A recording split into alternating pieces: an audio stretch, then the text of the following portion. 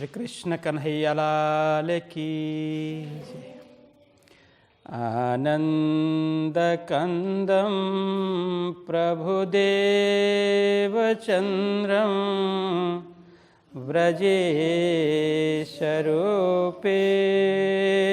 पुरापि जातं प्रविश्य प्राप्तं प्रियप्राणनाथं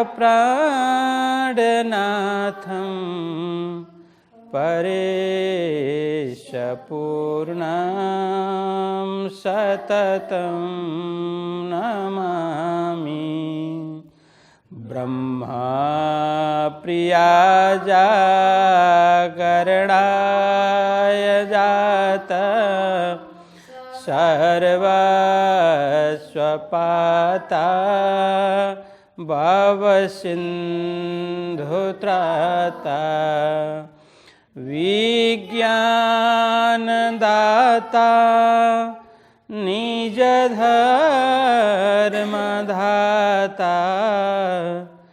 दीनैकबन्धो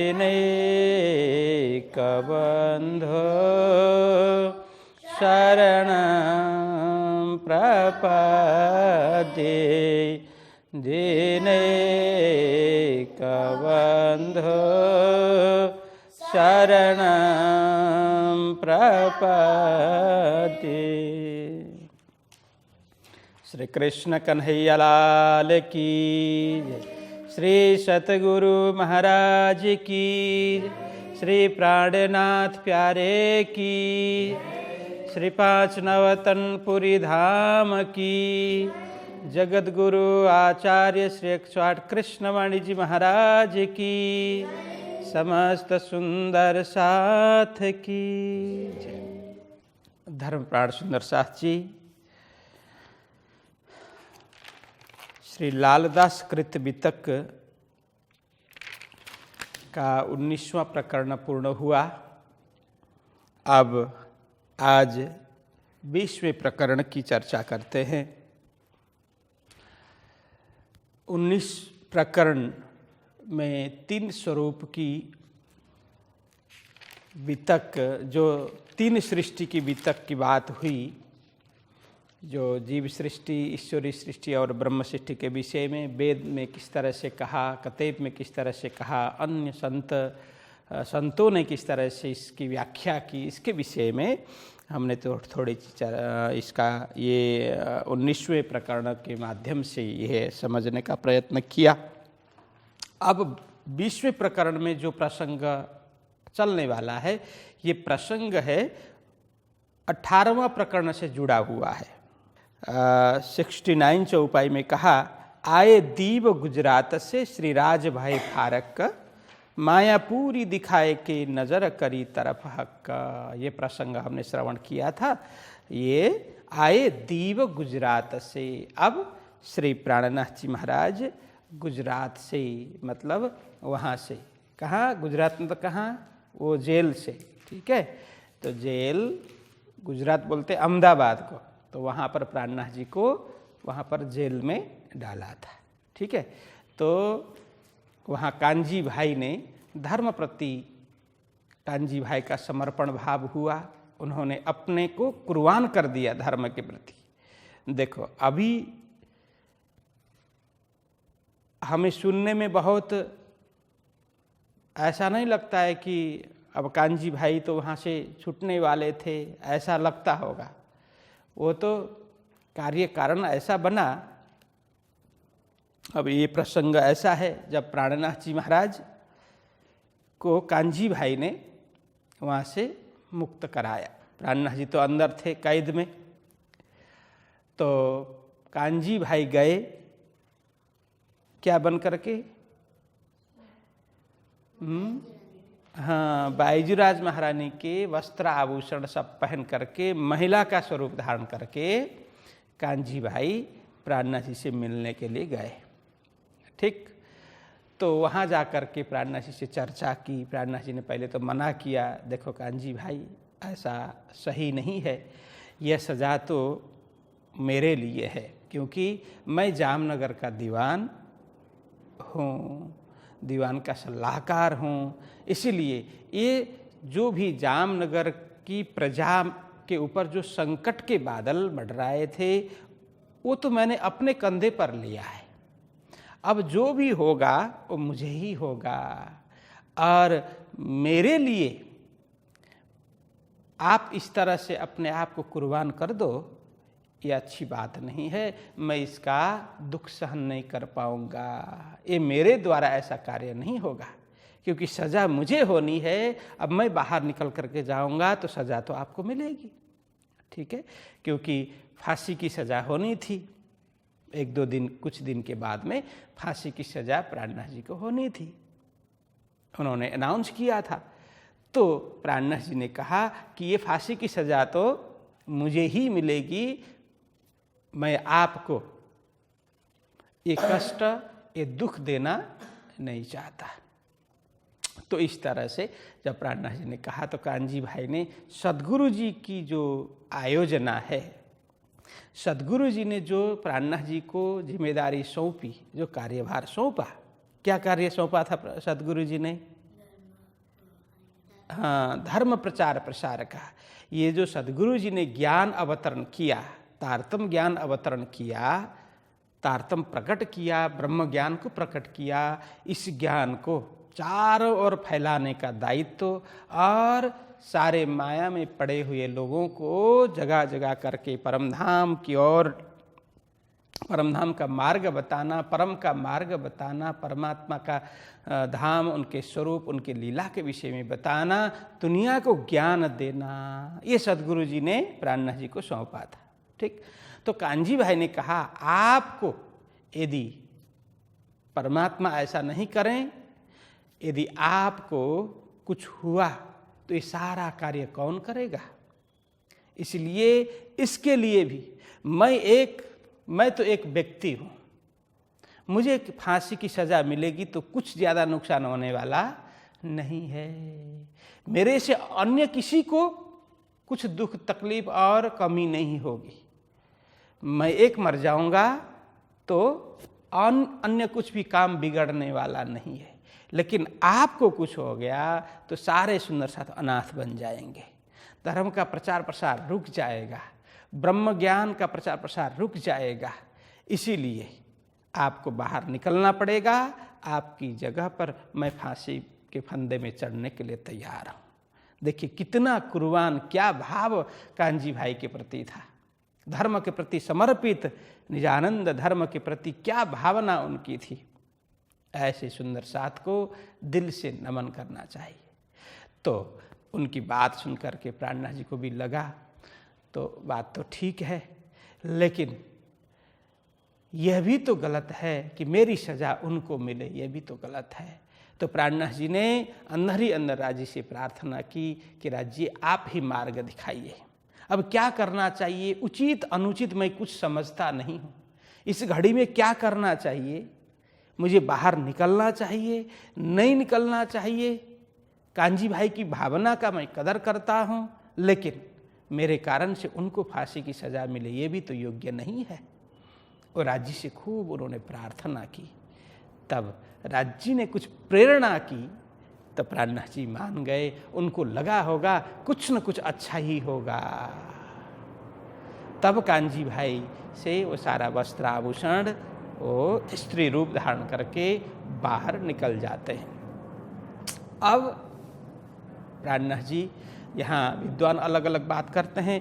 वितक में तो यहाँ से कहते हैं, यहाँ से फिर आए दीव गुजरात से श्री राज भाई फारक का ये 18 प्रकरण की चौपाई है।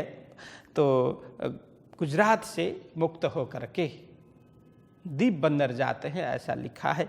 और ज्ञानी जन ऐसा भी कहते हैं कि नौतनपुरी धाम का दायित्व तो उनके प्रति था। तो बाईजीराज महारानी भी नौतनपुरी धाम में ही थी, क्योंकि जूनागढ़ से लौटते हुए प्राणनाथ जी महाराज धोराजी होकर के बाईजीराज महारानी को, तेज कुंवरी जी को साथ में लेकर के आए थे। तो यहाँ किसी को ज़्यादा कुछ वो हल्ला किए बगैर, किसी को जानकारी किए बगैर यहाँ आते हैं नौतनपुरी धाम। और यहाँ कुछ व्यवस्था मिला करके फिर रातों रात यहाँ से बाईजीराज महारानी को लेकर के वे दीव की ओर प्रस्थान करते हैं। तो इसका मतलब यह भी है कि पहले दीव जाने के लिए पानी जहाज में जाना होता था, तो पोर्ट था जामनगर में, अहमदाबाद में कोई पोर्ट है नहीं। इसीलिए भी हो सकता है कि प्राणनाथ जी महाराज जामनगर की ओर आए और यहाँ कुछ व्यवस्था मिला करके बिना किसी को बताए, ज़्यादा कुछ जो एकाध अपने विश्वास पात्र लोग थे उनसे चर्चा की और यहाँ से कुछ व्यवस्था मिला करके जहाज के मार्ग से दीव प्रस्थान करते हैं। तो ये प्रसंग यहाँ तक था। अब यहाँ पर अब हम आगे 20वें प्रकरण में प्रवेश करते हैं। अब ध्यान से श्रवण करना कि 20 प्रकरण में वो शीर्षक क्या है, दीव बंदर की बीतक का। अब प्राणनाथ जी महाराज दीप पहुँचते हैं तो वहाँ की बीतक लालदास जी महाराज शुभारंभ करते हैं। तो कहते हैं, फेर कहूँ श्रीजीय की जो वितक बीच इस्लाम लड़ाई करी दज्जालसों सो कहूँ मुकाम और ठाम। लालदास जी महाराज कहते हैं कि सुंदर साथ जी 18वें प्रकरण में जो मैंने कहा था कि प्राणनाथ जी महाराज किस तरह से अहमदाबाद से जेल से मुक्त होकर के फिर दीव की ओर प्रस्थान करते हैं, वहाँ कुछ प्रसंग थोड़ा सा स्पर्श किया था ना, तो फिर बीच में 19वें प्रकरण में प्रसंग दूसरा आया। ठीक है, 3 सृष्टि की बात वहाँ पर आ गई।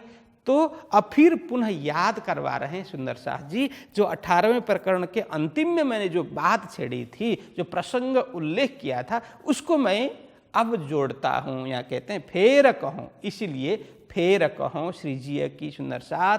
अब मैं फिर श्रीजी की जो जागरण लीला है उसके विषय में चर्चा कर रहा हूँ, वो लिख रहा हूँ। जो बीतक बीच इस्लाम, देखो धर्म प्रचार प्रसार का कार्य करते हुए जो जो भी घटना घटी, प्राणनाथ जी महाराज जो कर रहे हैं वो सुंदर साथ के खुशी के लिए, सुंदर साथ में जागनी हो, इसके लिए धर्म का प्रचार हो, इसके लिए ब्रह्म ज्ञान का प्रचार हो, इसके लिए तो कर रहे हैं। इसलिए यहाँ कहते हैं जो बीतक बीच इस्लाम, जो सत्य धर्म के प्रकाश के लिए, प्रचार प्रसार के लिए, निजानंद धर्म के प्रचार प्रसार के लिए जो जो घटना घटी, वो मजल पार करते हुए अलग अलग स्थानों में जाते हुए जो प्रसंग बना, बस उसकी बात मैं करता हूँ। तो कहते हैं लड़ाई करी दज्जालसों सो कहूँ मुकाम और ठाम। देखिए अब सदगुरु जी के समय में भी अनेक दज्जाल लोग हो गए ना। दज्जाल मतलब क्या है, दुष्ट, दुष्ट प्रवृत्ति के लोग, नास्तिक लोग, जो धर्म के प्रति उदासीन रहने वाले लोग, मतलब धर्म न मानने वाले लोग। जैसे हम संबोधन करते ना धर्म अनुरागी करके, धर्मानुरागी बोलते हैं ना, इसका मतलब क्या है, अनुराग मतलब प्रेम, धर्म के प्रति जिसके हृदय में प्रेम है उसको बोलते हैं धर्मानुरागी। अब धर्म के प्रति प्रेम नहीं हो तो उसको धर्मानुरागी नहीं बोलते। अब प्रेम नहीं होना अलग बात है, लेकिन जो धर्म करते हैं, सत्य मार्ग में चलते हैं, परम के मार्ग में चलते हैं, उसके मार्ग में अवरोध बनना, बार बार ऐसे धार्मिक लोगों को कष्ट पहुंचाना, दुख देना, अड़चन रूप सिद्ध होना, किसी तरह से उसका टांग खींचना, उसको बदनाम करना, बार बार प्रगति के मार्ग में अवरोध बनना। कई लोगों का ऐसा स्वभाव होता है ना कि स्वयं भी अच्छा नहीं करते और कोई दूसरा अच्छा करने वाला हो तो उसको भी बार बार परेशान करते हैं, है ना। धर्म करने वाले लोग हैं तो ऐसे लोगों को जो अधार्मिक लोग हैं ये परेशान करते हैं, दुख देते हैं। तो ऐसे को कहा दज्जाल, जिसको धर्म के प्रति विश्वास नहीं है, आत्मा के प्रति विश्वास नहीं है, परमात्मा के प्रति विश्वास नहीं है और बार बार दुख तकलीफ कष्ट दूसरों को देते हैं, ऐसे के लिए कहा दज्जाल। ऐसे लोगों से बार बार लड़ते रहे, है ना। सदगुरु जी भी उस समय कई लोगों ने उन्हें बहुत कष्ट दिया, वह भी लड़ते रहे। प्राणनाथ जी के समय में भी कई लोग ऐसे हो गए, प्राणनाथ जी भी उनसे लड़ते रहे, युद्ध करते रहे। युद्ध करने का मतलब शस्त्र अस्त्र निकाल करके खून खराबा करना, मारकाट करना, इसी को युद्ध नहीं बोलते हैं ना। कि युद्ध संघर्ष करना, दुष्टों से किस तरह से बचे रहना। दुष्ट तो बार बार अपना स्वभाव दिखाएगा ही, दुष्ट बार बार आक्रमण करेगा, लेकिन उससे किस तरह से बाहर निकलना, ये सब ये भी तो युद्ध है। ठीक है, तो या कहते लड़ाई करी द जालसो, तो प्राणनाथ जी ने किस तरह से दुष्ट लोगों के साथ में उन्होंने युद्ध किया, लड़ते रहे और आगे बढ़ते रहे। सो कहूँ मुकाम और ठाम, जागनी यात्रा के अंतर्गत कहाँ कहाँ किस प्रकार की कठिनाई आई, किस प्रकार का कष्ट आया, किस प्रकार के दुख के समय, दुख के क्षण आए, उन सबको पार करते हुए, चीरते हुए प्राणनाथ जी महाराज किस तरह से आगे निकले, उनके स्थान और उनकी जो प्रसंग वहाँ पर बना, कहाँ क्या घटना घटी, किस प्रकार की घटना घटी, किस प्रकार से वे युद्ध करते रहे, किस प्रकार से दज्जालों से उन्होंने विजय प्राप्त की, ये सारा प्रसंग अब मैं सुनाऊंगा करके लालदास जी महाराज यहाँ लिखते हैं। अब फिर वही प्रसंग जोड़ते हैं कि जब जाम वजीर बिदादई, देख कसाला दुख, हुआ हुक्म हक सुभान का, अब ये पावे सुख। अब यहाँ प्रसंग जोड़ते हैं कि सुंदर साथ जी, जब जाम वजीर बिदादई, अब ये प्रसंग कब का है? जाम वजीर ने विदा कब दिया? जामनगर में जब उनको नज़रबंद में रखा था। ठीक है, नज़रबंद में लगभग 1 वर्ष से ज़्यादा समय वहाँ रहे। तो तब जाम वजीर गया था अहमदाबाद, लौट करके आया, रानियों ने कहा, सारी वृत्तांत सारी बात कही।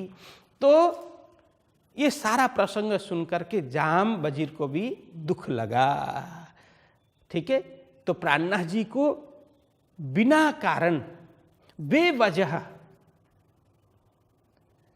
दुख देने का, कष्ट देने का, नजरकैद करने का जो अपराध जाम वजीर ने, जाम राजा ने किया, जब रानियों की बात उसने सुनी, रानियों ने क्या कहा कि महाराज आपने गलत किया, अक्षम्य अपराध आपने किया, क्योंकि महाराज की कोई गलती नहीं है, ये कोई महापुरुष है, इनका जो प्रताप है, प्रभाव है, हमने देखा। सारी बात जब रानियों ने की तो राजा को भी होश आ गया, तो राजा भी थोड़ा दुखी हुआ, मनी मन, ओहो मैंने न करने का कार्य किया, ऐसा करके राजा भी दुखी हुआ। तो प्राणनाथ जी को इतना दुख दिया, इतना कसाला दिया, ये देख करके जाम राजा भी दुखी होकर के प्राणनाथ जी को विदा कर देता है। ठीक है, अब प्रसंग क्या है? फिर इसके बाद तो लंबा प्रसंग बना, जूनागढ़ गए, ये सारा प्रसंग हुआ। तो इतने में अब फिर जामनगर आए, फिर दीवान बने, फिर अहमदाबाद उनको ले जाया गया, ये सारा प्रसंग हुआ। अब यहाँ दूसरा ये लाइन है, हुआ हुकुम हक सुभान का। अब हुआ हुकुम हक सुभान का, प्राणनाथ जी को बहुत माया दिखाई, पहले भी कहा था ना, अच्छी तरह से माया राज जी ने दिखाई। तो राज जी ने यहाँ सोचा, अब सुभान, हक सुभान मतलब परमात्मा, पूर्ण ब्रह्म परमात्मा ने ऐसा सोचा कि अब बहुत हो गया, अब प्राणनाथ जी को माया खूब दिखाई, अब माया से पूर्ण रूप से मुक्त करके इनको सुखी करना है, अब दूसरा ही कार्य इनसे करवाना है, माया का कार्य करवाना नहीं है, इनसे कुछ उत्कृष्ट जो सद्गुरु जी ने पहले ही जो दायित्व सौंपा था, उसी दायित्व में इनको लगाना है, ऐसा सोचा परमात्मा ने। तो कहते हुआ हुकुम हक सुभान का, इसीलिए परमात्मा का हुक्म हुआ। देखिए, परमात्मा के हुक्म से ही जूनागढ़ से जामनगर आए, परमात्मा के हुक्म से ही जामनगर के प्रति कुतुब खां की चढ़ाई हो गई, जामनगर के हुक्म से ही, परमात्मा के हुक्म से ही वे दीवान बने, परमात्मा के हुक्म से ही उन्होंने अपने कंधे में ये जिम्मेदारी ली और परमात्मा की आज्ञा, उनके हुक्म से ही उनको अहमदाबाद में जेल में डाला गया और परमात्मा के हुक्म से ही वहाँ से मुक्त होकर के पूर्ण रूप से उन्होंने संकल्प लिया, अब मैं माया का कोई कार्य करने वाला नहीं हूँ, अब मात्र और मात्र यही धर्म का प्रचार प्रसार और विश्व जागरण का मंगल कार्य ही मैं करूँगा, उसके अलावा मेरे हृदय में और कुछ नहीं होगा। उन्होंने संकल्प लिया, ये सारा परमात्मा की आज्ञा उनके हुक्म से ही है। इसलिए कहा हुआ हुक्म हक सुभानक, परमात्मा का हुक्म हुआ, अब ये पावें सुख। अब स्वयं धर्म कार्य देखिए, अच्छा कार्य जो कठिन भी हो, संघर्ष करना पड़े, मेहनत भी करना पड़े, खूब कष्ट हो साधना करते हुए, लेकिन सिद्ध होने के बाद बड़ा सुख मिलता है, बड़ा आनंद मिलता है। फल मिलने के बाद बड़ा आनंद मिलता है। जैसे कृषक खूब मेहनत करके फसल उगाते हैं, है ना, खेती करते हैं, जब अनाज पक जाता है, जब घर में आता है तो कृषक को कितना आनंद आता है। इसी तरह से विद्यार्थी जब खूब मेहनत करके पढ़ते हैं और पढ़ते हुए उनको मार भी पड़ती है, अनेक प्रकार के कष्ट भी होते हैं, मन भी नहीं लगता है, नींद भी आती है, अनेक प्रकार की बात बनती है, ठीक है। लेकिन ध्यान से मेहनत से जब एग्ज़ाम देंगे, जब उसका परिणाम आएगा, अच्छा पास होंगे तो खुशी होगी कि नहीं होगी, कितना अच्छा लगेगा, खुशी मिलेगी, आनंद मिलेगा ना। तो इसी तरह से जो महान लोग ऐसे ही है, खूब अच्छी तरह से परिश्रम करते हैं कि परोपकार करते हैं। परोपकार में उनको मिलना कुछ नहीं है, मिलना क्या है, आनंद ही मिलना है। बाह्य वस्तु कुछ मिलने वाली नहीं है, लेकिन आत्म शांति मिलती है। इसके लिए कहा कि अब ये पावें सुख, ऐसा कार्य विश्व जागरण का महान कार्य करके प्राणनाथ जी भी स्वयं सुखी होंगे और उनके द्वारा ऐसे कार्य से विश्व के लोग जन जन भी सुखी होंगे, ये अर्थ है। तो कहते हैं, तब गुजरात से आए दीव में भाई साथी जयराम के घर, उठ मिले आनंद सो बड़ो सुख पायो देख कर। तो यहाँ कहते हैं लालदास जी महाराज कि सुंदर साथ जी गुजरात से प्राणनाथ जी महाराज अब दीप बंदर पहुँचे। कहाँ पर, भाई साथी जयराम के घर। साथी मतलब सुंदर साथ, और दूसरा उनके साथी थे, मतलब सदगुरु जी के शिष्य थे, गुरु भाई थे। तो 313 जो सुंदर साथ सदगुरु जी ने जागने की थी, 313 ब्रह्मात्माओं ने सदगुरु जी से तारतम महामंत्र ग्रहण किया था। उनमें से एक जयराम भाई कंसरा भी थे। इसीलिए कहा भाई साथी जयराम के घर। बस अब जयराम भाई के घर में प्राणनाथ जी महाराज पहुंच गए दीप बंदर में। उठ मिले आनंद सो बड़ो सुख पायो देख कर। कहते हैं प्राणनाथ जी महाराज को देख करके जयराम भाई भी बड़े खुश हो गए, बड़े प्रसन्न चित्त वे हो गए, और जो बैठे थे प्राणनाथ जी को देखते ही बस खड़े हो गए और वो गले मिलते हैं, क्योंकि प्राणनाथ जी भी सदगुरु जी के शिष्य है और जयराम भाई भी सदगुरु जी के शिष्य हैं। तो गुरु भाई मिल गए तो दोनों हर्षित हो गए, आनंदित हो गए और ऐसे अंकबाल करते हैं, गले मिलते हैं। उठ मिले आनंद सो बड़ो सुख पायो देख कर। प्राणनाथ जी को देख करके प्राणनाथ जी को अपने निवास में दीप बंदर में अपने घर में देख करके जयराम भाई को बड़ा आनंद आया, बहुत सुखी हो गए, उन्हें बहुत खुशी मिली। लगा खेम कुशल पूछने कहाँ से पधारे श्री मिहिराज, हमसो कहो हकीकत इत पधारे कौन काज। अब जयराम भाई पूछते हैं, लगा खेम कुशल पूछने। देखो ये खेम शब्द संस्कृत का क्षेम शब्द से आया है, क्षेम, तो क्षेम कुशल बोलते हैं कि कुशल मंगल, मतलब कुशल मंगल की बात है। लगा खेम कुशल पूछने, कौन, जयराम भाई पूछते हैं कि कहाँ से पधारे मिहिराज। है मिहिराज जी, आप कहाँ कहाँ होकर के कहाँ से यहाँ पधारे। जैसे यहाँ भी कोई सुंदर साथ आते हैं तो हम भी पूछते हैं ना कि आप सीधा अपने घर से आए या अन्यत्र कहीं होते हुए आए, कहाँ से आना हुआ, ऐसा पूछते हैं ना। तो जो परिचित है तो उनको तो पूछते हैं आप सीधा घर से आए या अन्य कहीं होते हुए आए, ऐसा पूछते। अपरिचित हो तो सीधा पूछते कहाँ से आना हुआ, ऐसा पूछते हैं ना। तो यहाँ अब परिचित है प्राणनाथ जी महाराज, तो जयराम भाई पूछते हैं कि आप कहाँ से पधारे। यहाँ मतलब उन्हें पता है जामनगर में, प्राणनाथ जी जामनगर में रहते हैं, उन्हें पता है, तो कहाँ से पधारे पूछने का मतलब आप सीधा जामनगर से यहाँ पर पधारे या अन्यत्र कहीं मजल होते हुए अन्यत्र यात्रा करते हुए आए, ऐसा कहने का मतलब है। तो यहाँ कहते हैं इसलिए कुशल मंगल पूछते हैं उन्होंने, कहाँ से आने का, कहाँ से वहाँ पहुँचने का ऐसा प्रश्न भी किया। हमसो कहो हकीकत, कहते हैं हे मिहिराज जी हमसे यथार्थ जो है वास्तविक बात आप कहो। इत पधारे कौन काज, यहाँ आपका आना हुआ हमें बहुत अच्छा लगा, बहुत खुशी मिली, लेकिन कोई कारण होगा, आप यहाँ पधारे कोई कारण तो होगा। कैसे आना हुआ, कैसे हमारे पर कृपा की आपने, ऐसा करके विनम्रता के साथ में वे पूछते हैं।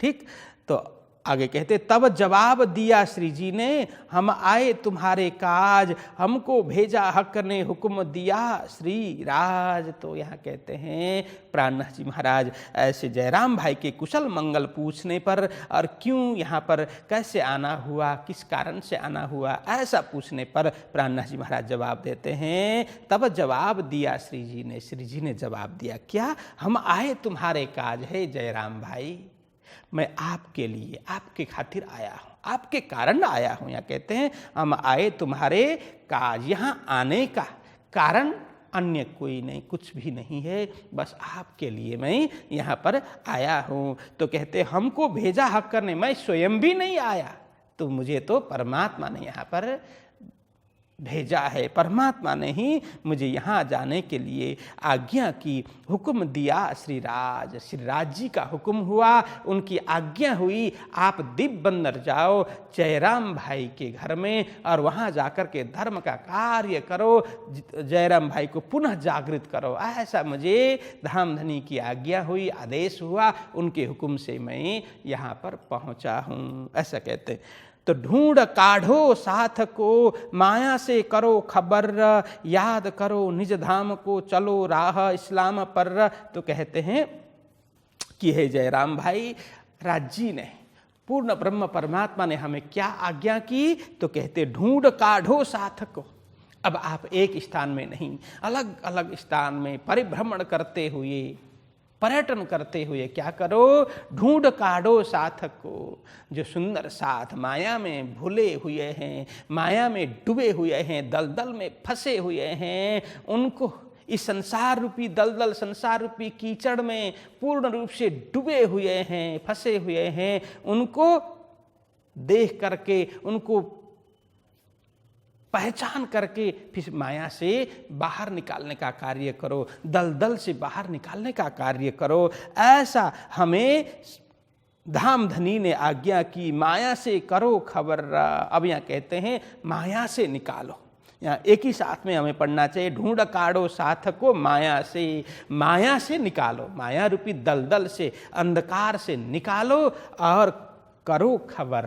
क्या खबर करो, देखो आत्मा और परमात्मा की जानकारी दो, शरीर और संसार की जानकारी दो, शरीर मरने वाला है ऐसा ज्ञान दो, संसार भी मरने वाला है, एक दिन मिटने वाला है ऐसा ज्ञान दो, लेकिन आत्मा और परमात्मा अजर अमर नित्य है, शाश्वत है, ऐसा ज्ञान दे करके सुंदर साथ को इस माया रूपी, इस मोह रूपी अंधकार से, मोह रूपी दलदल से निकाल करके परम का मार्ग बताओ, ऐसा धामधनी की आज्ञा हम पर हुई, इसलिए हम यहाँ पर आए हैं। और यहाँ प्राणनाथ जी महाराज कहते हैं हमें तो ऐसी आज्ञा धामधनी ने दी, इसलिए हे जयराम भाई, याद करो निज धाम को, चलो राह इस्लाम पर। आप अब क्या करो, आप भी सदगुरु जी के शिष्य हो करके पुनः माया में फंसे हो, माया में डूबे हो, इसीलिए अब आपको ऐसा कार्य नहीं करना चाहिए। अब आपका कार्य क्या है? याद करो निज धाम को। आप निज धाम को याद करो। निज धाम मतलब अपने धाम, अपना घर, जहाँ से हम आए हैं, जिस घर में हम परमात्मा के साथ में आनंद विलास करते थे, वो घर जहाँ से हम आए, फिर हमें जहाँ जाना है, उसका ज्ञान तो हमें होना ही चाहिए। मात्र शरीर में, संसार में जन्म लिया, शरीर में सुरता के रूप में हम आए और ये शरीर बड़ा और हमने अनेक प्रकार के संसार के कार्य किए, नौकरी धंधा बिजनेस व्यापार किया, विवाह किया, बच्चे हो गए, बच्चे बना लिए, परिवार बढ़ा लिया, अंतिम में वृद्ध हो गए, मर गए। इतना ही हमारा काम नहीं है। हे जयराम भाई, हम तो खेल देखने के लिए आए हैं, हम परमधाम से आए हैं, इसीलिए तुम परमधाम को पुनः याद करो। कहते हैं याद करो निज धाम को, अपने परमधाम को, अपने मूल घर को याद कर लो। और कहते चलो राह इस्लाम पर, जो सदगुरु जी ने जो निजानंद मार्ग बताया, श्री कृष्ण प्रणामी धर्म बताया, सत्य मार्ग बताया, स्वयं को जानने का मार्ग बताया, वो परम धर्म की ओर चल पड़ो। उस मार्ग में प्रेम के पथ के पथिक हो तुम, इसलिए उस प्रेम मार्ग में पहुंचकर, प्रेम मार्ग में चलकर परमात्मा एवं परमधाम को प्राप्त कर लो। यही ब्रह्म मुनि का परम कर्तव्य है, परम धर्म है। ऐसा करके प्राणनाथ जी महाराज बड़े प्रेम से जयराम भाई को समझाने लग गए। तो यहाँ कहते हैं हुई चर्चा इन समय श्री देवचंद्र जी से लेके साथ की खबर पूछते, एते दिन दीव में रहे ए। तो यहाँ कहते हैं इस तरह से मिलते ही बहुत चर्चा हो गई। हुई चर्चा इन समय, जैसे मिलते ही उस समय बहुत ऐसी चर्चा हो गई। कहाँ से चर्चा हो गई? श्री देवचंद्र जी से लेकर के, देवचंद्र जी महाराज की जीवनी से लेकर के उन्होंने क्या क्या कठिनाई का सामना किया, किस तरह से साधना की, किस तरह से ज्ञान प्राप्त किया, किस तरह से पूर्ण ब्रह्म परमात्मा अक्षरातीत श्री कृष्ण जी के दर्शन किए, किस तरह से श्री कृष्ण जी ने तारतम मंत्र प्रदान किया, किस तरह से ज्ञान प्रदान किया, किस तरह से उन्हें ये धर्म स्थापना की आज्ञा दी, किस तरह से नौतनपुरी धाम की स्थापना हो गई, किस तरह से सारे सुंदर साथ मिल गए, किस तरह से सदगुरु जी ने एक एक पहचान करके मंत्र दिया, फिर सुंदर साथ अपने अपने कार्य में व्यस्त हो गए। और सदगुरु जी ने कितना बड़ा कार्य किया, सबको जगाने का कार्य किया। अंतिम में सदगुरु जी ने किस तरह से इस पंचभौतिक शरीर को छोड़ा, यह लीला संवरण की, और किस तरह से अन्य व्यवस्था होती गई, और जामनगर में किस तरह से वाणी का अवतरण हो गया, किस तरह से वहाँ पर जूनागढ़ में वृतांत बना, फिर वहाँ से आकर के जामनगर में कहते हैं किस तरह से मैं मंत्री बना, फिर जाकर के अहमदाबाद में जो घटना घटी, वो सारा प्रसंग सदगुरु जी से लेकर के अभी तक जो भी प्रसंग बना सब कुछ सुनाते हैं जयराम भाई कंसारा को। इसलिए कहते हैं हुई चर्चा इन समय श्री देवचंद्र जी से लेके साथ की खबर पूछते, एते दिन दीव में रहे। अब कहते अब प्राणनाथ जी महाराज दीव, अब चर्चा करते भी चर्चा भी दीप में पहुंचाते हैं। कहते हैं दीप में आप रह रहे हैं, इतने सालों से यहाँ रहते हैं, और दीप में अन्य भी तो कितने सुंदर साथ हैं, तो सबका क्या कुछ है, सबका कुशल मंगल तो है, सबका अच्छा चल रहा है, क्या कुछ व्यवसाय करते हैं, आजीविका का क्या कुछ साधन है, धर्म के प्रति क्या कुछ करते हैं। तो कहते एते दीन दीव में रहे, आप इतने दिनों से दीप में रह रहे हैं। और आगे प्रसंग बताते हैं, अब कहते हैं देखो कौन साथ तुम काढ़िया, किनको राह बताए, तुम साथी श्री देवचंद्र जी के नूर रोशनी न दिल में ले आए। ये चौपा याद कर लेना। हाँ, कौन साथ तुम काढ़िया। अब कहते हैं प्राणनाथ जी महाराज, हे जयराम भाई, मैं पूछता हूँ, आप इतने समय से यहाँ रहते हैं, आप सदगुरु जी के शिष्य हैं, सदगुरु जी से ज्ञान प्राप्त कर लिया, 313 चुने हुए ब्रह्म मुनियों में आप एक हैं। अब बताइए कौन साथ तुम काढ़िया। तो सदगुरु जैसे समर्थ सदगुरु, देवचंद्र जी महाराज जैसे समर्थ सदगुरु जी हमें मिले। समर्थ सदगुरु जी का शिष्य भी तो समर्थ होना चाहिए, तभी तो गुरु का नाम रोशन कर सकते हैं। गुरु तो समर्थ हैं, लेकिन शिष्य समर्थ नहीं हुआ, नालायक हुआ तो क्या काम का। इसीलिए सद्गुरु जी के शिष्य आप हो तो आपका कर्तव्य क्या है। सद्गुरु जी ने 313 जगाया तो आपको कम से कम 13 तो जगाना चाहिए। तो यहाँ बोलते हैं कि कौन साथ तुम अकाड़िया। अब बताओ, आपने इस माया में फंसे हुए सुंदर साथ फंसे हुए साथी को किसको ज्ञान दे करके परमात्मा का स्वरूप धाम उनकी लीला समझाया। ये संसार की वास्तविकता किसको समझाई। आत्मा परमात्मा का जो अटूट संबंध है इसके विषय में आपने किसको समझाया। देखिए, जागनी इसी को कहते हैं। हम तो जागे, हम स्वयं ज्ञान प्राप्त करें, ठीक है, फिर उतने में रहें तो ये अच्छी बात नहीं है। समर्थ गुरु के शिष्य को ऐसा कार्य करना चाहिए कि हम तो जागे, हमें जो ज्ञान मिला वो कम से कम 13 जने, सदगुरु जी ने 313 जगाया, तो कम से कम हम अपने जीवन में किसी को समझा करके, किसी को ज्ञान दे करके, अपने गुरु के पास में पहुंचा करके, प्रेम से हो, किसी भी तरह से हो, तो उनको समझा करके यह सत्य धर्म की ओर लगाएं। यह साम दाम दंड भेद की बात नहीं है। प्रेम से समझाना, ज्ञान से समझाना, स्वयं से नहीं हो पाए तो गुरुजी के पास में पहुंचाना, किसी भी तरह से सत्संग में ले जाना, भजन में ले जाना। धीरे धीरे धीरे उनको भी रंग आने लग जाएगा और स्वयं के विषय में जानकारी होने लग जाएगी। ऐसा सुंदर साथ का कर्तव्य होना चाहिए। तो यहाँ कहते हैं कौन साथ तुम काड़िया, किनको राह बताए। आप बताइए हे जयराम भाई, आप तो सदगुरु जी के शिष्य है ना। तो सदगुरु जी ने क्या कहा था कि स्वयं जागो और दूसरों को भी जगाओ। सदगुरु जी की ये आज्ञा है। स्वयं जागृत होकर के फिर बैठे रहो ऐसा नहीं, और मंत्र लेकर के उसको जप किए बगैर रहो तो फिर वो जागनी नहीं है, वो तो फिर वो ज्योति बुझ जाएगी। इसीलिए उस ज्योति में बार बार क्या करना पड़ेगा, तेल या घी डालना पड़ेगा, तभी ज्योति जगेगी, जलती रहेगी। तो जप करने का मतलब यही है, उसमें घी डालते रहो, प्रेम रूपी घी डालते रहो, जप करते रहो और वही प्रकाश दूसरे को भी देते रहो।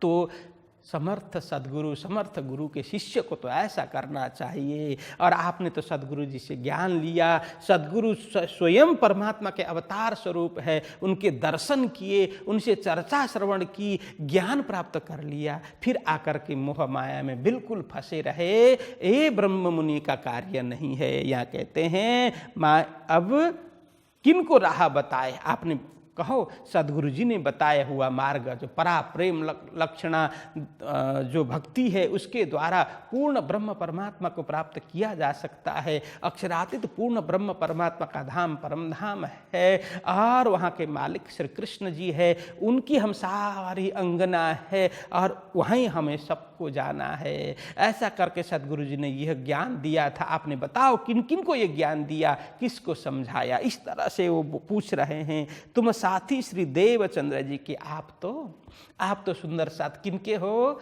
देवचंद्र जी महाराज, मतलब सुंदर साथ। देवचंद्र जी महाराज को सुंदर बाई कहते हैं, उनके साथी होने के कारण सुंदर साथ। और सदगुरु जी ने क्या बताया, जिनका खान पान सुंदर हो, रहन सहन सुंदर हो, बोली बाणी सुंदर हो, भाषा सुंदर हो, व्यवहार सुंदर हो, सब कुछ सुंदर हो, वही तो सुंदर साथ है। तो सदगुरु ने ऐसा नामा विधान किया। तो सदगुरु जी के शिष्य होकर के, आप तो सदगुरु जी के शिष्य हैं, हम सभी सदगुरु जी के शिष्य हैं, ऐसा बोल। तुम साथी देवचंद्र जी के, देवचंद्र जी महाराज के द्वारा जागृत सुंदर साथ हो, नूर रोशनी न दिल में ले आए, फिर भी आपने सदगुरु जी के द्वारा मंत्र प्राप्त करने पर, सदगुरु जी के द्वारा ज्ञान धारण करने पर, सदगुरु जी के दर्शन करने पर भी आपके हृदय में ज्ञान का प्रकाश उदय नहीं हुआ। तो आपको क्या कहें हे जयराम भाई। वो इस तरह से बता रहे हैं, तुमको ऐसा ना चाहिए, कर बैठो एती अंधेरा, श्रीधाम धनी को देख के तुमको शर्म न आई फेरा। वो कहते तुमको ऐसा ना चाहिए हे जयराम भाई, आपको ऐसा नहीं करना चाहिए, आपको ये शोभा नहीं देता है। आप जो कार्य कर रहे हैं, हाँ आजीविका चलाने के लिए, कुछ न कुछ तो करना पड़ता है। लेकिन सुबह से शाम तक वही कार्य करते रहो, अपने मूल लक्ष्य को भूल जाओ, ऐसा नहीं होना चाहिए। कार्य तो करना पड़ेगा, कर्म तो करना पड़ेगा। संसार में आए हैं कि अपने लिए, अपने परिवार के लिए धन संपत्ति तो एकत्र करना ही होगा, धन संपत्ति आर्जन तो करना ही पड़ेगा। लेकिन मात्र धन संपत्ति आर्जन करने के लिए ही हम जिए, ऐसा तो नहीं है। जीवित रहने का कुछ अलग लक्ष्य है। भजन हो, भक्ति हो, प्रेम बढ़े, ज्ञान बढ़े और अपना लक्ष्य प्राप्त हो। हम स्वयं आत्मस्वरूप अपने आप को देखने लगे और आत्मा का संबंध पूर्ण ब्रह्म परमात्मा के साथ है, ऐसा अनुभव होना चाहिए। यही हमारा कर्तव्य है, यही लक्ष्य है। ये तो काम करते करते, कार्य करते करते भी ये कर ही सकते हैं। जैसे गोपी वगैरह, ब्रज में गोपी सब कार्य तो करती थी ना, घर का सारा कार्य करती थी। गाय, लाखों गाय होती थी, गाय की सेवा करना, खेती करना, सारा कार्य करना करती थी। लेकिन वो पल पल अपने को भूलती नहीं थी, पल पल श्याम सुंदर श्री कृष्ण को भूलती नहीं थी। उनसे अनुराग बनाए रहती, उनसे प्रेम के बंधन में बंधी रहती। यही हम सबका कर्तव्य है। या कहते हैं तुमको ऐसा ना चाहिए कर बैठो एति अंधेरा, माया के दलदल में, माया के अंधकार में फंस करके बैठे, ये आपको ऐसा कार्य नहीं करना चाहिए। तो कहते हैं श्री धाम धनी को देख के तुमको शर्म न आई फेरा। धाम धनी स्वरूप, साक्षात धाम धनी स्वरूप सद्गुरु जी को देख करके, दर्शन करके, उनसे मिल करके, उनसे ज्ञान प्राप्त करके भी आप इस तरह से माया में उलझे रहो, माया में फंसे रहो, माया के दलदल में डूबे रहो, तो कहते हैं तुमको शर्म न आई फेरा, कि तुम्हें तो शर्म आनी चाहिए, तुम्हें तो लज्जा होनी चाहिए कि राजा का जो बेटा है, राजकुमार है, वो भीख मांगते हुए चले तो उसको लज्जा आनी चाहिए। भीख मांगने का काम तो किसका है? जिसके पास कोई नहीं है, भिखारी है, वो भीख मांगेगा। राजा का बेटा जो राजकुमार है वो भीख मांग करके चले तो उसको शर्म आनी चाहिए। ऐसा ही सद्गुरु जैसे समर्थ, देवचंद्र जी महाराज जैसे समर्थ सद्गुरु के शिष्य होकर के, उनसे ज्ञान प्राप्त करके भी, जिसके हाथ में ब्रह्म तेज है, तारतम तेज है, फिर भी वो अंधकार में पड़ा रहे, तो उसको तो शर्म आनी चाहिए, लज्जा आनी चाहिए। ऐसा इतना समझाते हैं। तुमको शर्म ना आई फेरा, पुनः माया में इस तरह से डूबते हुए, माया के अंधकार में फंसते हुए, दलदल में फंसते हुए, सद्गुरु जी ने एक बार तो हाथ पकड़ करके तुम्हें बाहर निकाला था। दलदल से, कीचड़ से, गंदगी से, नाली से तुम्हें बाहर निकाला सद्गुरु जी ने। फिर जाकर के तुम नाली में पड़े हो, ऐसे माया में फंसे हो, तुम्हें तो शर्म आनी चाहिए, लज्जा आनी चाहिए। ऐसा करके प्राणनाथ जी महाराज खूब समझाते हैं। एक पाती कबहू ना लिखी कि हमारो ना तो श्रीधाम श्री देवचंद्र जी सफर किया, तुम कबहू न आए तिन ठाम। यहाँ कहते हैं एक पाती कबहू ना लिखी कि हे जयराम भाई, कितने सुंदर साथ जामनगर में रहते हैं। सद्गुरु जी का धाम गमन हुआ, सद्गुरु जी के बाद में चाकला में बिहारी जी को बैठाया गया। क्या कुछ घटना घटी, तुमने कभी पत्र लिखा, कभी खेम कुशल पूछा, कभी क्या कुछ घट रहा है, क्या कुछ चल रहा है, कभी जानने की जिज्ञासा व्यक्त की? कभी संपर्क में नहीं रहे, बिल्कुल आप संपर्क से टूटे रहे, बस अकेले मस्त रहे, माया में डूबे रहे। यहाँ कहते हैं एक पाती कबहू ना लिखी, इतना कुछ हुआ, एक पत्र भी आपने नहीं लिखा। पाती मतलब यहाँ पत्र, चिट्ठी, एक पत्र, एक चिट्ठी भी आपने कभी नहीं लिखी कि हमारो ना तो श्रीधाम। आपने ऐसा सोच करके कि हमारा संबंध तो परमधाम से है, धाम धनी से है, ऐसा सोच करके हम सभी सुंदर साथ है, ऐसा सोच करके क्या कभी आपने पत्र लिखा, क्या कभी चिट्ठी लिखी? तो कहते हैं श्री देवचंद्र जी सफर किया, तुम कबहू न आए तीन ठाम। देवचंद्र जी महाराज परमधाम की यात्रा में निकल पड़े। सफर मतलब यात्रा, वो अंतिम यात्रा, परमधाम की यात्रा। इस शरीर को छोड़ देना, उधर शरीर को छोड़ करके परमधाम प्रस्थान सद्गुरु जी ने किया। तुम कबहू न आए तीन ठाम, सद्गुरु जी के धाम गमन में भी तुम नौतनपुरी धाम नहीं गए, जामनगर नहीं गए। 3 ठाम मतलब श्री 5 नौतनपुरी धाम में सदगुरु जी रहते थे। उनके धाम गमन के ऐसे प्रसंग पर भी तुम वहाँ पर नहीं गए। और कहते हैं बैठे बिहारी जी चाकले पर ना गए तुम तित, कबहू खबर न पूछी तिनकी क्या हाल तुम्हारा बखत। तो कहते हैं हे जयराम भाई, बैठे बिहारी जी चाकले पर, अब गुरु स्थान में चाकला मंदिर में जो चाकला है वहाँ पर बिहारी जी को बैठाया गया।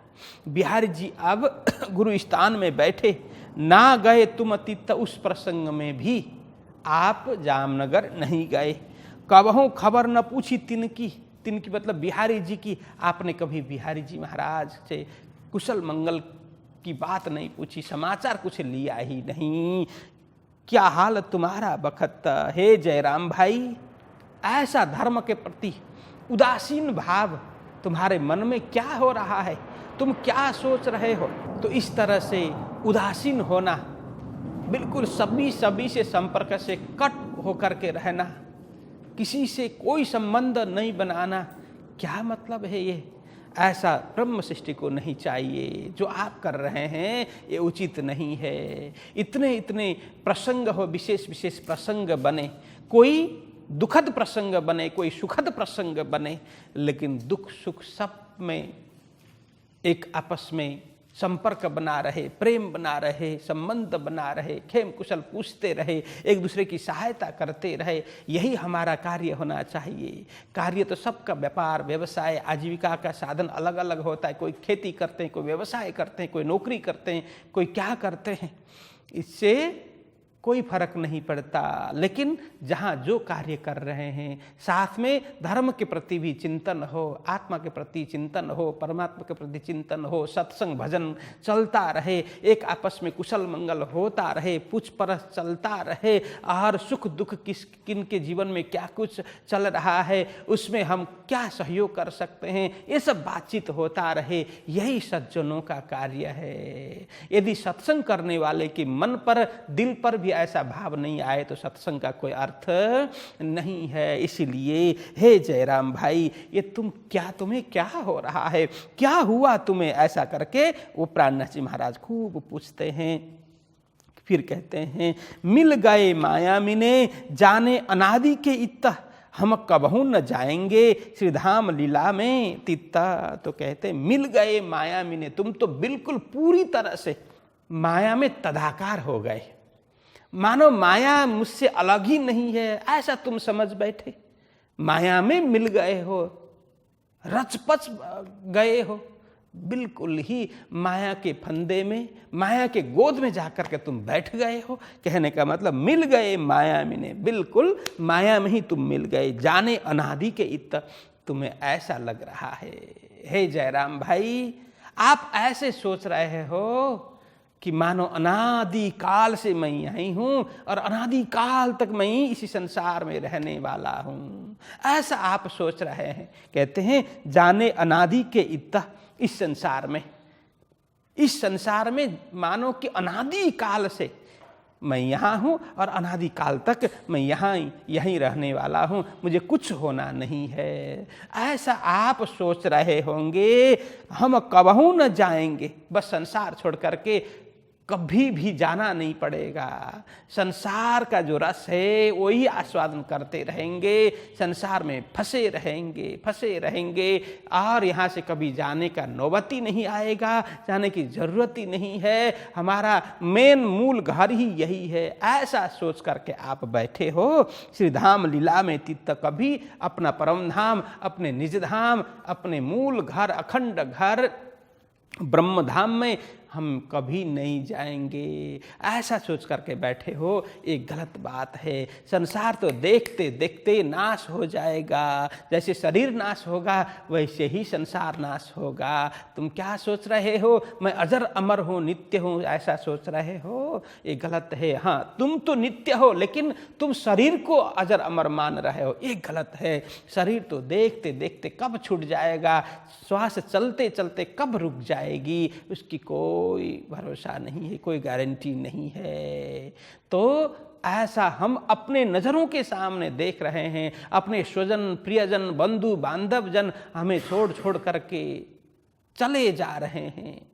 कल तक हमारे साथ काम कर रहे होंगे, मौज मस्ती कर रहे होंगे, अब कब वो बिछड़ चुके होंगे ये हमें ही पता नहीं है। देखते देखते भी हम अंधे बने हुए हैं। हम सोचते हैं हम तो अजर है, अमर है, हमारे प्रियजन हमें छोड़ करके जा रहे हैं, लेकिन हम क्या सोचते हैं, नहीं नहीं, हम तो कभी जाने वाले नहीं है, हम तो सदा सर्वदा यहीं रहने वाले हैं। ऐसा हम सोचते हैं, ऐसे अज्ञान में हम पड़े रहते हैं। तो कहते हैं कि आप भी ऐसा ही सोच रहे हैं जयराम भाई, कि आप भी ऐसा ही तो सोच रहे हैं कि हम संसार से छोड़ कर के परमधाम हमें जाना नहीं है। परमधाम कहाँ है क्या पता, इस अज्ञान में आप पड़े रहे हैं, ये अच्छी बात नहीं है। तो कहते हैं तुमको ऐसा न चाहिए, देखो अपनी बुनियाद, तुम श्री देवचंद्र जी के साथी, गिरोह पैगंबर आद। तो कहते हैं जयराम भाई आपको ऐसा नहीं करना चाहिए, ऐसी अज्ञानावस्था में आपको नहीं रहना चाहिए, ऐसी गहन नींद में आपको नहीं सोना चाहिए। तो तुमको ऐसा ना चाहिए, देखो अपनी बुनियाद, अपने मूल देखो। मूल मतलब मूल, अपना मूल स्वरूप, हम कहाँ से आए हैं, ये सृष्टि कहाँ से क्यों बनी है, सृष्टि बनने का तात्पर्य क्या है, क्या कारण है, हम किसके साथ संबंध रखते हैं। तो उन्होंने पहले ही बताया, देखो सद्गुरु जी के शिष्य हो, आपको तो सद्गुरु जी ने ब्रह्म सृष्टि माना है, क्योंकि सद्गुरु जी ने ब्रह्म मुनि ब्रह्म सृष्टि सिवाय किसी को मंत्र दिया ही नहीं, तारतम दिया ही नहीं।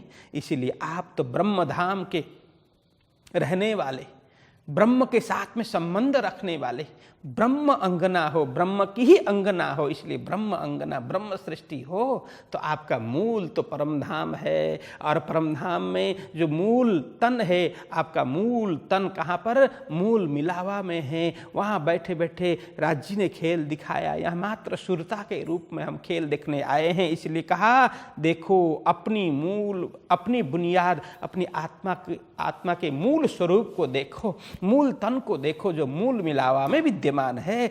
तुम श्री देवचंद्र जी के साथी, आप तो देवचंद्र जी के शिष्य हो, देवचंद्र जी के साथी हो। गिरोह पैगंबर आद, कहते हैं गिरोह मतलब समूह, किनके, कि सद्गुरु जी के। पैगंबर यह मतलब साक्षात पूर्ण ब्रह्म परमात्मा के अवतार स्वरूप सद्गुरु श्री देवचंद्र जी महाराज, यहाँ उन्हें पैगंबर कहा है।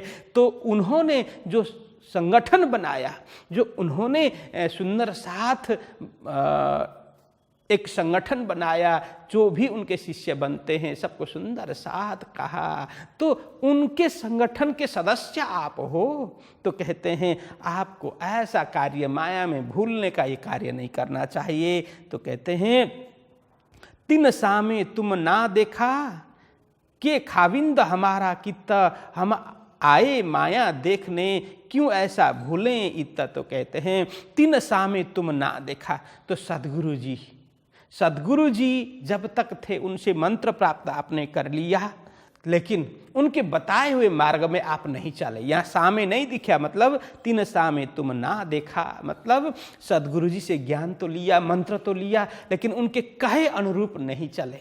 देखिए हम किसी को मानना किसको बोलते हैं, केवल फोटो पूजा करने से मानना नहीं होता है, लेकिन उनकी कहे अनुरूप, उनकी बात अनुरूप हम चलें, उनके बताए मार्ग पर हम चलें, उनके पद चिन्ह पर चलें, तो उनको माना हुआ कहा जाता है। तो कहते हैं सद्गुरु जी आप सद्गुरु जी के शिष्य आप हैं, लेकिन सद्गुरु जी ने जो मार्ग बताया, जो ज्ञान दिया, उसका अनुसरण आपने नहीं किया, उस ज्ञान के अनुरूप आप नहीं चले। कहते हैं कि खाविंद हमारा कित्ता, कभी आपने स्वयं के विषय में भी कभी प्रश्न नहीं किया, जिज्ञासा नहीं की, और नहीं तो खाविंद मतलब हमारे मालिक, हमारे स्वामी, हमारे आधार परमात्मा के विषय में आपकी कभी जिज्ञासा नहीं हुई। कहाँ परमात्मा कहाँ रहते होंगे, क्या करते होंगे, उनका कैसा स्वरूप होगा, उनका धाम कैसा होगा, उनसे हमारा क्या संबंध होगा, कभी आपने विचारा, कभी सोचा, ये करके प्रश्न करते हैं। हम आए माया देखने, क्यों ऐसा भूलें इत हे जयराम भाई, हम माया देखने अवश्य में आए हैं, खेलने नहीं आए। लेकिन हम खेल यहाँ खेलने लग गए। माया देखने का हमें अधिकार है, खेलने का नहीं। तो जैसे देखिए, हम फिल्म देखने के लिए जाते हैं थिएटर में, हम देखने के लिए जाते हैं, और कोई व्यक्ति जा करके नहीं मैं फिल्म करूँगा करके वहाँ करने लगे तो वो तो पागल कहलाएगा ना, है ना। जैसे सर्कस देखने के लिए हम जाते हैं, टिकट लेकर के जाते हैं, तो हम करने थोड़ी लग जाते हैं। देखने वाले अलग है, करने वाले अलग हैं। तो प्राणनाथ जी महाराज यहाँ बोलते हैं हम यहाँ देखने के लिए आए हैं, हम सर्कस करने वाले नहीं हैं, हम फिल्म देखने के लिए आए हैं, हम स्वयं फिल्म करने लग गए। तो ये ऐसी बात ठीक नहीं है, ऐसा कार्य ठीक नहीं है। ये इसीलिए कहते हैं हम आए माया देखने, हम अवश्य में जरूर माया देखने के लिए आए हैं धाम धनी की आज्ञा से, परंतु भूल करके हम स्वयं खेलने लग गए, वहाँ रोने धोने लग गए। अब फिल्म देखते देखते हम तदाकार हो गए फिल्म में। जैसे किसी का वियोग का प्रसंग आया, फिल्म में दुख का प्रसंग आया, तो वहाँ रोने लग गए, जोर जोर से रोने लग गए। अरे वो तो झूठा है, अब वो पता है झूठा है, काल्पनिक फिल्म है, वो मात्र कल्पना है, फिर भी बस उसी में घुस करके हम दुखी हो जाते हैं। तो प्राणनाथ जी कहते हैं हम देखने के लिए आए हैं, वहाँ अंदर खेल करना नहीं है, हमें बस देख करके सचेत होना है। क्यों ऐसा भूलें, इतना यहाँ हमें भूलना नहीं चाहिए, हमें अपने आप को जगाते रहना है। तो कहते हैं कि यूं वचन खंडनी के श्रीजी कहे बेशुमार, कई दृष्टांत देके किया जीवता खबरदार। इस तरह से अनेक प्रसंग, अनेक उदाहरण दे दे करके प्राणनाथ जी महाराज ने खूब समझाया जयराम भाई कंसरा को। श्री जी कहे बेशुमार, बहुत दृष्टांत, खूब खूब ऐसे उनको अप्रिय लगे ऐसा भी वचन। क्योंकि देखो जब तक बीमार है ना, जब तक बीमार है तब तक भोजन में स्वाद नहीं आता है ना, जीभ में स्वाद नहीं है। बुखार आया है तो जीभ से स्वाद उतर जाता है, कुछ भी भोजन अच्छा नहीं लगता। जब धीरे धीरे धीरे ज्वर उतर जाता है, बुखार उतर जाता है, फिर जीभ में स्वाद आने लग जाता है, फिर सब भोजन अच्छा लगने लग जाता है। तो जब तक हमारे अंदर अज्ञान है, कोई हमें समझाए तो हमें गुस्सा भी आएगा, क्रोध भी आएगा, अच्छा भी नहीं लगेगा। सब ये बीमारी है ना, अज्ञान रूपी बीमारी है, इसलिए हमें अच्छा नहीं लगेगा। धीरे धीरे धीरे हमें ज्ञान होने लगेगा तो हमें कोई समझाएगा तो हाँ बात तो सही है, फिर वो अच्छा लगने लगेगा। हाँ मेरे लिए तो बोल रहे हैं, मेरे लिए तो ये सब बोल रहे हैं, कह रहे हैं, ऐसा लगने लगेगा, अच्छा लगने लगेगा। तो यहाँ यूं वचन खंडनी के, उनको चोट कर रहे हैं, खंडनी कर रहे हैं, ऐसे शब्द बोल करके प्राणनाथ जी महाराज बहुत दृष्टांत दे करके, कई दृष्टांत दे के किया जीवता खबरदार। मानो मृतवत पड़े हुए थे। जीवता खबरदार मतलब मानो आत्मा वैसे तो अजर अमर है, फिर भी ऐसा लगता है प्राय में आत्मा तो है ही नहीं, ऐसा लगता है ना। मतलब मृत तुल्य, मानो आत्मा मर गई हो। यह शब्द गलत है क्योंकि आत्मा कभी मरने वाली नहीं है, लेकिन मानो मर ही गई हो, निष्प्राण हो, निश्चेष्ट हो, ऐसा लगता है। तो ऐसी स्थिति जयराम भाई की भी थी, लेकिन उनको खबरदार किया, सचेत किया, होशियार किया, बोल बोल करके उसको टकोर टकोर करके जयराम भाई को समझा करके हाँ उनको ज्ञान आ गया। नहीं, मैं तो माया में बिल्कुल फंसा हुआ था, पड़ा हुआ था माया में, माया के दलदल में बिल्कुल फंसा हुआ था। अब उनको धीरे धीरे धीरे होश आ गया, सचेत हो गए, सावधान हो गए। तो यहाँ कहते हैं जीवता खबरदार, जो मृततुल्य आत्मा थी उसको सचेत कराया, उसको क्या करके तारतम्य ज्ञान दे करके, सदगुरु जी के दृष्टांत दे करके, अन्य दृष्टांत दे करके उसको जागृत किया। जैसे कभी कभी पानी के बगैर कोई पेड़ पौधे सूख जाते हैं ना, सूखने लग जाते हैं, मुरझा जाते हैं, तो प्रतिदिन थोड़ा थोड़ा पानी डालते जाएंगे तो हफ्ते 10 दिन 15 दिन में फिर हरा भरा हो जाएगा ना, कि अंदर से प्राण निकल आएगा। इसी तरह से कोई बिल्कुल इस तरह से माया का जहर जिसने पिया है, माया का रंग जिसमें चढ़ा है, वो धीरे धीरे धीरे रंग तो निकालने के लिए समय लगेगा। कोई भी बीमारी है तो झट से थोड़ी ठीक हो जाएगी। बीमारी कितने दिन से बीमारी चल रही है, तो धीरे धीरे धीरे औषधि देते वो बीमारी निकल जाएगी। जैसे बीमारी दूर हो जाएगी वो व्यक्ति तंदुरुस्त होगा, उसमें उसके चेहरे में रौनक आएगा। तो इसी तरह से अब जयराम भाई भी माया का नशा, माया का रंग उनके अंदर चढ़ा हुआ था। प्राणनाथ जी महाराज ने बोल बोल करके अनेक दृष्टांत दे दे करके ज्ञान सुना करके फिर निर्विष कर दिया, उनको खबरदार कर दिया, उनको जीवता कर दिया, मतलब प्राण युक्त, मानो निष्प्राण हुए थे उनको प्राणवान कर दिया। तो इस तरह से आज यहीं रखते हैं 15 चौपाई तक। बोलो कृष्ण कन्हैया लाल की। यूं बचन खंडनी के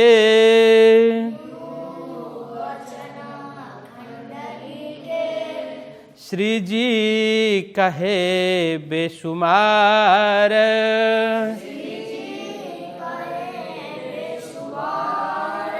कई दृष्टांत दे के किया, जीवता खबरदार,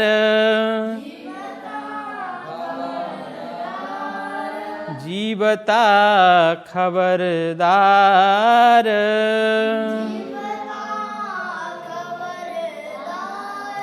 बोलिए कृष्ण कन्हैया लाल की। श्री सद्गुरु महाराज की, श्री प्राणनाथ प्यारे की प्रणाम।